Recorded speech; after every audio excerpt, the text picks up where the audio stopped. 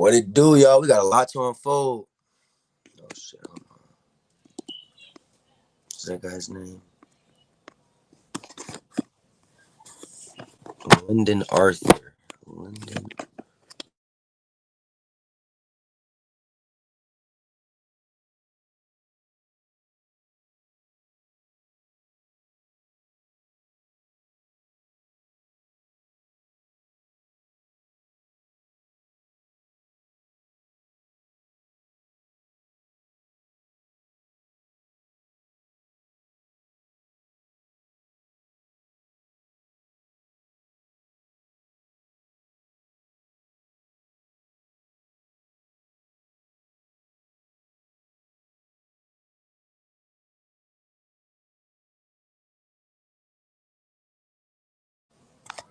What is that? Should have lost the connection to my mic. Hold on.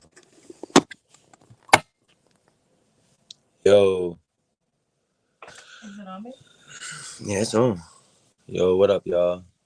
We got a lot to unfold in the boxing world. You know what I'm saying? I just got my mic. Um, a lot to unfold. We're gonna start with what no one's talking about, in my opinion. We're gonna talk about the show in Saudi Arabia, December 23rd. You got a 4-fight quadruple header. You don't usually hear about a quadruple header too often. But in this one, Saudi Arabia is back at it again, man. Dimitri Bivol versus Lyndon Arthur. For those of you who don't know Lyndon Arthur beat Anthony Yarde. Lyndon Arthur is a hell of a fighter, man. Can't believe that he's fighting Dimitri Bivol. And that's a very exciting fight. I don't know how they're gonna put these fights in order. All these fights have potential to be a main event type of fight. So we're just gonna go down the list of the 4 fights that were announced for this show in Saudi Arabia coming up. But Lyndon Arthur versus Dimitri Bivol is a hell of a fight. I think Dimitri Bivol will win that fight. But Lyndon Arthur's definitely got a boxer's chance. You know what I mean? The man can fight, man. Simple as that. You don't beat Anthony Yarde if you can't fight. You got Jarrell Big Baby Miller versus Daniel Dubois. And initially when I no, it just moved itself. Yo.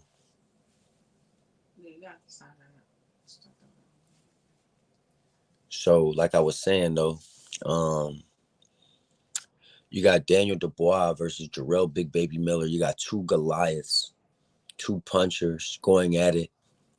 You know, to me this is like a fight. Man. Man, this thing sucks.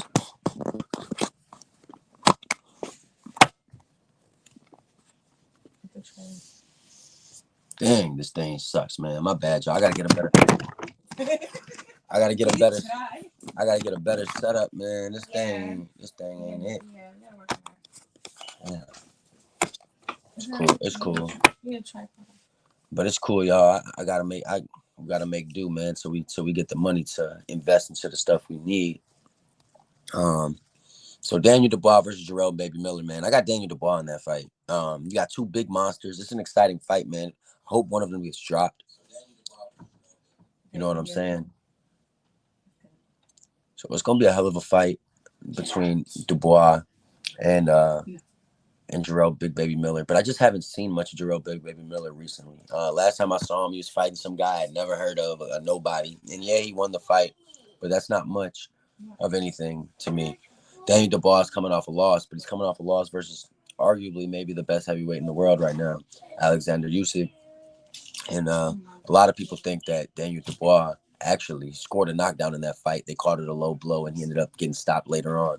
But to see Jarrell Big Baby Miller versus Daniel Dubois on this show in Saudi Arabia as one of the fights is really exciting, man. You got 2 punchers. It's gonna be real exciting, and I think we're gonna get a doozy in that one for sure, man. Y'all make sure to leave y'all predictions in the comment section. Let me know what y'all think's gonna happen.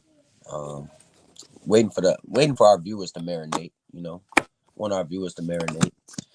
Same time, trying to get this set up just right.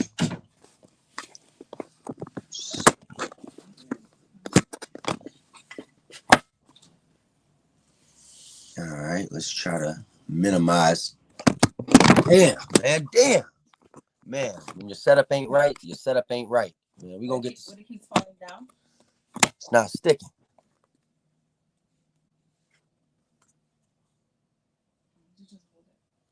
Yeah, so, sometimes your setup be a little ghetto, y'all. That's all that is. That's all that is with me right now.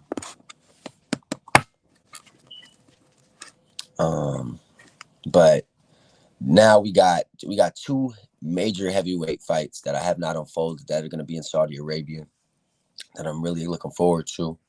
One being Otto Wallen, 6'5" Swedish fighter who only has one loss, that being to Tyson Fury. Keep in mind, he went the distance with Tyson Fury, fighting Anthony Joshua, a guy who struggled against Robert Helenius in his last fight. It was supposed to be a tune-up fight. The fight ended up going 7 rounds. Helenius actually was looking good until the knockout. Wilder knocked out Helenius in 1 round. So you just have to compare and contrast sometimes. And so I think Otto Wallen, a 6'5" hungry heavyweight who looked good against Fury but lost, has a legitimate chance to maybe upset Anthony Joshua. This guy's a stepping stone from Robert Helenius, in my opinion. And this is going to be a very entertaining fight. And I'm really hoping that Otto Wallen can pull off the upset. And I think he can, man. I think Otto Wallen can really surprise the world. He's a really good boxer, and he can punch a little bit.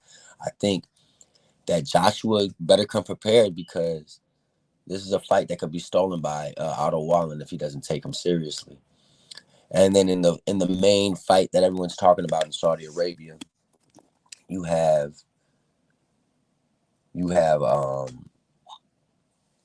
Deontay Wilder versus Joseph Parker. Now, initially when I first heard this fight, I said, wow, well, Joseph Parker lost the fight to Joe Joyce, and Joe Joyce got beat up by Jilly Jang twice. So what's Wilder going to do to this Joseph Parker? If Joseph Parker has anything left, it might be an entertaining fight. But honestly speaking, I think Wilder, takes him a couple rounds to feel things out unless you're just really outmatched. He'll knock you out right away. I think he'll knock Joseph Parker out in the first 5 rounds. But I don't think Parker's the same Parker he was 3-4 years ago. And I think for that matter, you have to say that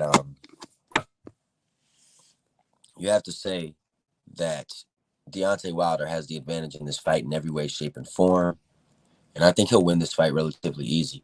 But Saudi Arabia and Frank Warren are putting these amazing shows together for all of us, man. I really think coming in 2024, Saudi Arabia is going to take over in the boxing. Like, they're already showing that they have the best production in the game right now in boxing. No one in the United States is really competing with them. So you have that. And then they're just putting these mega shows together, man. I mean, you don't usually hear a show that's good from top to bottom, but that's a top to bottom great show. And as we get closer to that fight, we'll talk more about it. But I just wanted to announce it because, obviously no one's really talking about it on YouTube. I was looking around, no one's talking about that show, and I don't understand why. So I'll be the first to bring up that great show in Saudi Arabia. Switching topics, though. We're gonna talk about Jerron Boots Ennis and becoming the IBF champion. And I really respect Jerron Boots Ennis for what he said after he was rewarded to be the champion. You know what I'm saying? A lot of people become email champions like Tim Tszyu, and they take it and run with it, and they're very happy with it. You know what I'm saying? Like, Jerron is like, he's not gonna not take it or not accept it. You know what I'm saying? If you get accepted to be a champion in this world, you take it. But Jerron already tweeted out that he didn't want it this way, and that he knows people are gonna talk smack, and that he still wants to prove himself, and that's what a real champion says and does. So I respect Jerron Boots Ennis. He's standing behind what he's been rewarded. Tim Tszyu, he got rewarded email champion, and he kind of was like celebrating and stuff like that. Felt like he already was a champion. Jerron Boots Ennis still feel like he needs to earn it, but Nonetheless, Jerron Boots Ennis is the IBF champion, and there's rumors out there that he's going to fight a small Mario Barrios, who started. I think he started at 147. He was weight drained against Gervonta. And then he fought Ugas at 147. So I just don't think Barrios has much of a chance against Jerron. I think Jerron would stop him in 7 or 6 rounds. But it would be a stepping stone from Romain Villa. I think Mario Barrios is a little bit better than Romain Villa. So that would be a good stepping stone for Jerron Boots Ennis. You know what I'm saying? But that's not the goal. The goal is not stepping stones. We know Jerron Boots Ennis is a great fighter. So the goal is for him to fight the best. All those people out there saying that he should fight Terrence Crawford, there's just no pathway out there for him to fight Terrence Crawford. It's just not realistic. Terrence Crawford is 36 years old. You know what I'm saying? Been undisputed in 2 different divisions. Jerron Boots Ennis is just getting his feet wet, just became a champion. He's in his 20s. They're just not in the same measurement of their careers, and I just don't see it realistically ever happening. Terrence Crawford should focus on a rematch with Earl Spence because he's still not getting credit for that. People are saying Earl was weight drained, where Earl would do better at 154. So there's a lot, Crawford needs to worry about. And with Jerron just needs to follow his own path, and his own path to greatness is coming. You know what I'm saying? There's no reason to chase Crawford. You could be right next to Crawford when it's all said and done in about 8 years. So, that's how I look at it. And respect to Jerron Boots Ennis. He's definitely one of my favorite fighters in the game. And like I said, real fighters don't respect being called an even champion or whatever. So he's going to go out and prove he deserves to be champion. Switching topics. Yesterday, we had the face-off between Shakur Stevenson and Edwin De Los Santos. Now, y'all know I've been talking about this fight for over a month.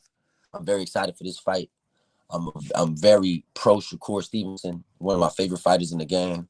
But I know and I realize that Edwin De Los Santos is one of the most dangerous fighters in the game of boxing. High risk, low reward. Not a lot of people know him, except for like true boxing fans. This guy's a lefty. He comes to take your head off. He can punch. He can box. He's confident.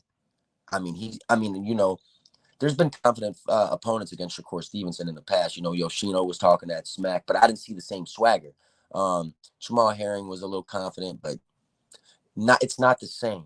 The confidence that Edwin De Los Santos is bringing to this press conference and the face-off and pulling up to Newark, New Jersey about a month ago, he's just been showing the utmost confidence. He called for this fight. Shakur wanted to fight Frank Martin. Shakur wanted to fight Lomachenko. This was not the first option for Shakur Stevenson, but it got to the point where Shakur kept getting called out by this guy. Shakur wants to prove he's not a duck. You know what I'm saying? And I really hope that this fight makes people respect Shakur Stevenson more, because he is taking huge risks that he doesn't need to take. Gervonta Davis and Devin Haney are yet to take a risk of this magnitude. Fighting a high-risk, low-reward guy who can punch, no one knows him. If Shakur Stevenson loses this fight, it's a loss for him. You lose to a guy no one's heard of, other than boxing fans. You're no longer going to be in the same realm as Devin Haney or Gervonta, because they're both still undefeated. This is a big, big moment for Shakur Stevenson. If he loses, all that being next to Tank and Devin Haney's name goes out the window. But if he wins, I'll be the first to advocate that he's fighting one of the toughest guys in the 135-pound division, the boogeyman of the division, Edwin De Los Santos. And I feel like that within itself deserves a lot of credit. You know what I'm saying? Like, you got to give Shakur Stevenson credit for getting in the ring with Edwin De Los Santos. Now at the press conference, Edwin's been talking that smack in Spanish, man. He don't speak no English, but he's been talking that smack, man. And Shakur understands Spanish, so he's been saying, like, it all sound good, man. The way they've been talking, like, I can't wait to see these boys put on the gloves and get at it, because it seems a little personal from like a level standpoint. Shakur wants to prove, like, Edwin, you're not on my level. I'm going to show you, come in this ring. Like, it's easy to talk, but it's one thing to back it up. And Edwin want to show Shakur, like, boy, I came from nothing. And I want to show you that you're not really who you think you are. So this fight has the meanings of a classic. You know what I'm saying? A lot of people think Edwin De Los Santos could win this fight, man. So to me, when you have a lot of people that think the underdog can win the fight, it's going to be made for a great fight. But I got Shakur Stevenson in this fight. What I think is going to happen, my early predictions for this fight, I predicted Shakur was going to win the whole time. The more and more I thought about it, I feel like Shakur is very similar to Terrence Crawford. It takes him a while to figure you out. Now we know Shakur historically does good against lefties. Valdez, Herring won every round in both of those fights. So to me, it might take Shakur 3 or 4 rounds to figure Edwin out. But what makes me nervous about Edwin, to take 3 to 4 rounds to figure Edwin out is a little dangerous because Edwin can punch so well that if all Edwin has to do in those first 4 rounds is land one or two good ones, and it can change the whole dynamic of Shakur Stevenson's game plan if he gets hit with one good one. You see what I'm saying? So Shakur has to be prepared for that. I hope he's not letting anything distract him. None of the outside noise get to him, and just focus on Edwin de los Santos. Because this is a guy you have to focus on. If you don't take Edwin de los Santos seriously, he will take your head off. And I think Shakur knows that. And if I were Shakur, similar to Terrence Crawford against Earl Spence, I would try to figure Edwin out in the first 2-3 rounds. I really hope he's been doing his research on him. And I'm really confident in Shakur. But, man, you also have to have your doubts because you have to know how great Edwin de los Santos is. And anyone out there who's watched him fight against Rayo Venezuela or in his last fight against Joseph Adorno, you know this guy is nothing to mess around with. So I'm very excited for this fight. And a lot of people are doubting Shakur. I don't understand why. You know what I'm saying? I think a lot of people don't want Shakur to win because people want to be able to say, all the Gervonta fans out there, all the Devin Haney fans out there, they want to be able to say at the end of the day that Shakur lost to Edwin and he's not as good as Haney. He's not as good as Tank Davis. And you know that's what all the fans want to say. So that's pretty much what it's coming to. But I have no worries, no doubts at all that Shakur Stevenson's going to put on a masterclass performance for us against the boogeyman of the division. And I just really hope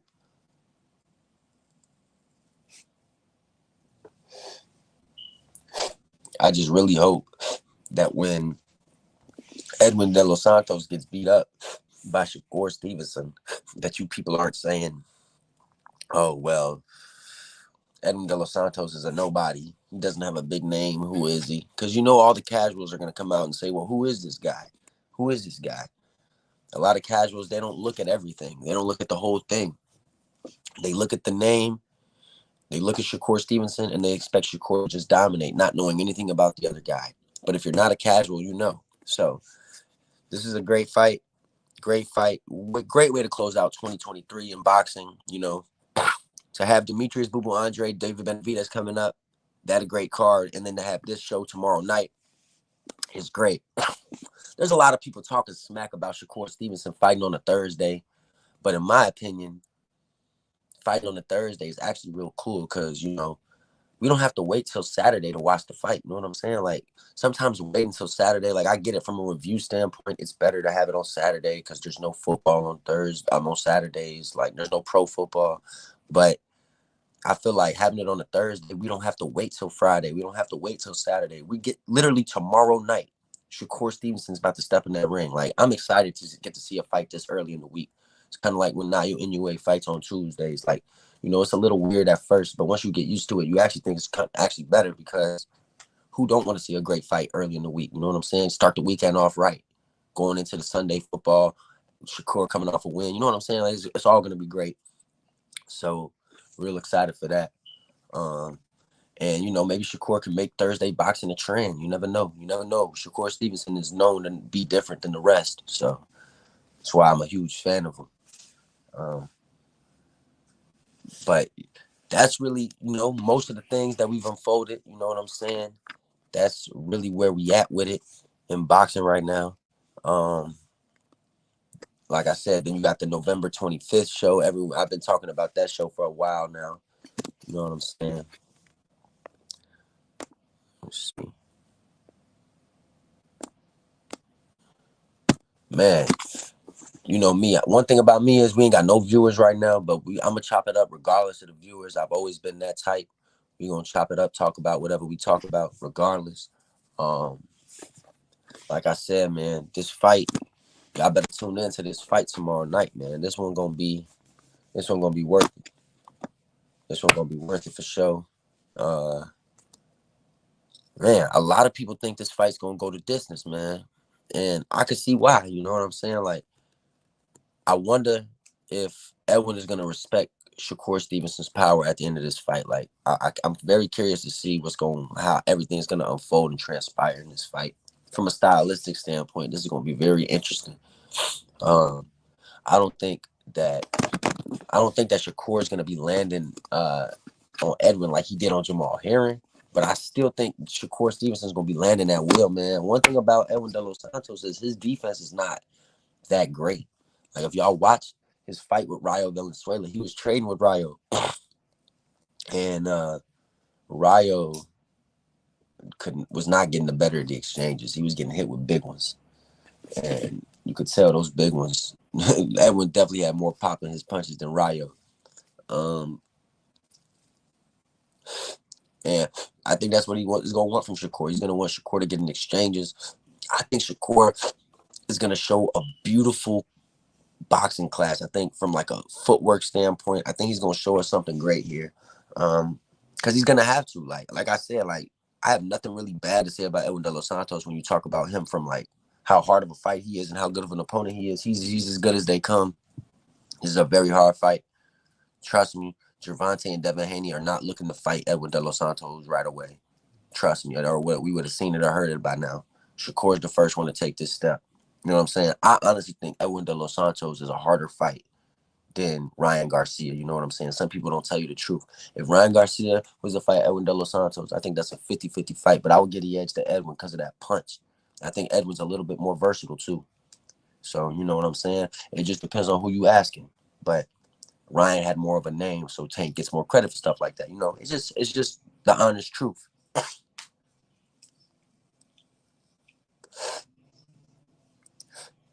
It's 1 o'clock.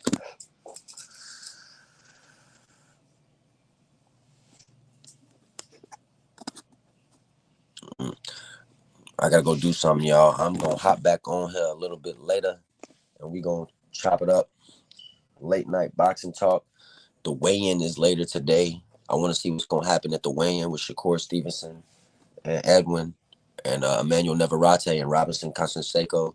I feel like after that, I'll have way more of a feeling on for sure how I'm feeling. But I'm leaning towards Shakur no matter what, because I just feel like Edwin is gonna learn that there are levels. Not taking anything away from Edwin though. All right, y'all. Great early boxing talk.